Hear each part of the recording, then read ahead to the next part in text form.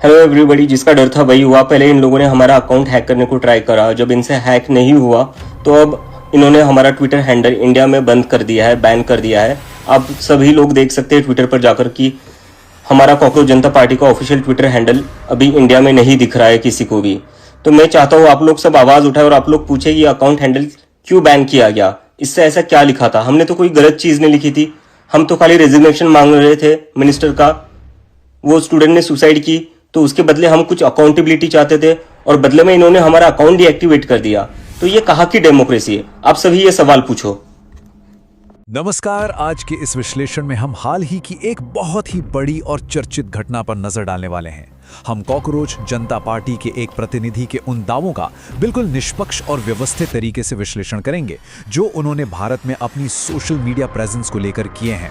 Social media की दुनिया में अकाउंट बैन होना कोई नई बात तो है नहीं, लेकिन इसके पीछे के जो दावे और आरोप है ना, वो काफी दिलचस्प हैं।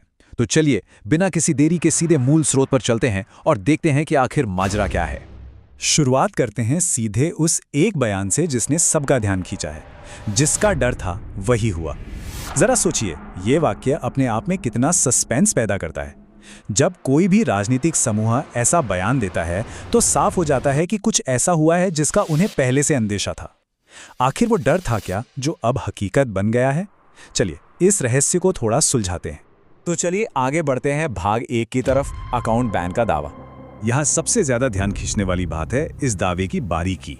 आरोप है कि कॉकरोच जनता पार्टी का जो आधिकारिक एक्स यानी जिसे पहले ट्विटर कहा जाता था, वो हैंडल कथित तौर पर ब्लॉक कर दिया गया है। लेकिन सबसे अहम पॉइंट ये है कि यह ब्लॉक पूरी दुनिया के लिए नहीं है। प्रतिनिधि ने बहुत ही स्पष्ट रूप से कहा है कि यह हैंडल अब खास तौर से सिर्फ भारत के भीतर दिखाई नहीं दे रहा है।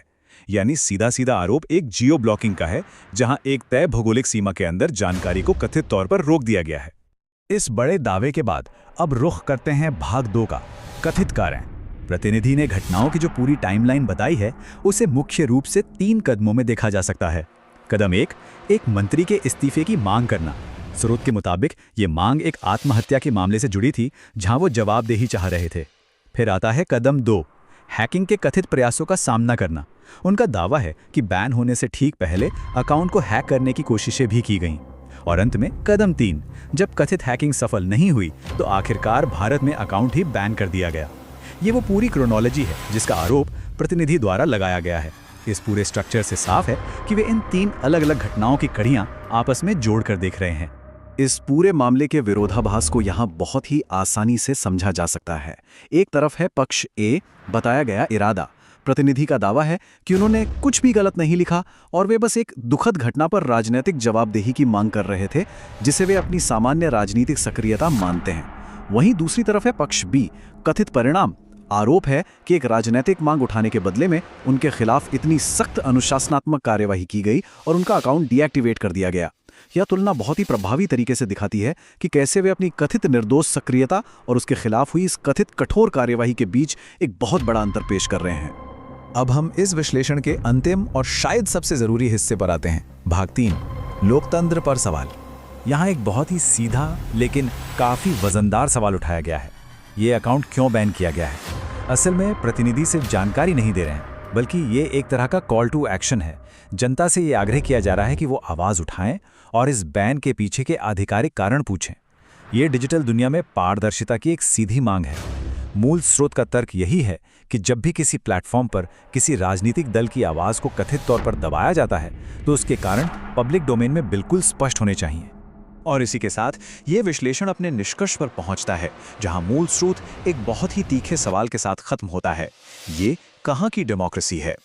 ये सिर्फ एक सवाल नहीं है, बल्कि डिजिटल अधिकारों, फ्रीडम ऑफ स्पीच और आजकल की राजनीति के स्वरूप पर एक बहुत गहरी टिप्पणी है। इस कथित घटना के जरिए सीधे तौर पर पूरी लोकतांत्रिक व्यवस्था की स्थिति पर ही सवाल खड़े किए जा रहे हैं।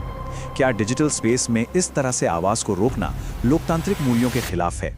ये एक ऐसा सवाल है जो यकीनन हमें लंबे समय तक सोचने पर मजबूर कर देता है और ये भी याद दिलाता है कि आज सोशल मीडिया सिर्फ बात करने का जरिया नहीं रहा, बल्कि ये राजनीतिक संघर्ष और लोकतांत्रिक बहसों का एक प्रमुख अखाड़ा बन चुका है।